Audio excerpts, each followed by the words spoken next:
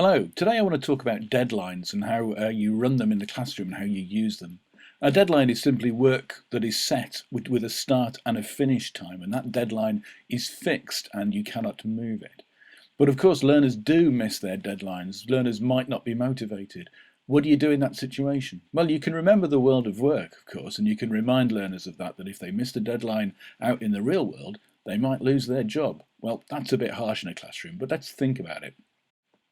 So you'd set deadlines for pieces of work which might take a number of weeks to complete, and it might be assignments or projects or all sorts of things that you need in the classroom. But these deadlines need to be fixed and formal, and you operate them in a very assertive, fair, but robust kind of way. And remember your assessment for learning techniques. Every learner needs to have a challenging target, and you need to know where each learner is at any time. You're never surprised where they are in the learning cycle. So let's consider what the messages are when we have deadlines.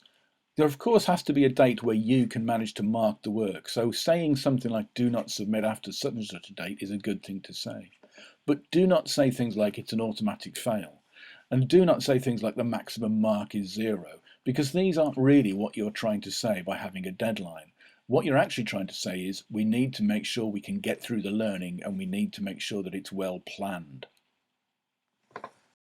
So once the deadline has been met, we move on and we set some new work with some new deadlines and a real sense of newness. That's an important thing to make sure that we establish that work is finished and we're now moving on.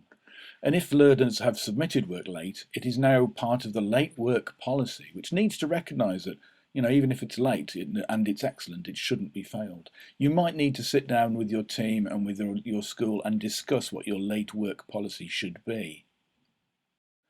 Of course, the best thing to do is to make sure that the learners don't miss the deadlines in the first place. That means you've got to know where your learners are at all the time and make sure that they are not falling behind. The other thing to do is to break the assignment up into milestones and subdivisions. You can even make that formal by having sign-off and monitoring sessions. The thing to do is to make sure that they don't miss the deadline in the first place. Then you don't need to worry too much about your late work policy. So there's nothing worse, I don't think, for anybody than to run out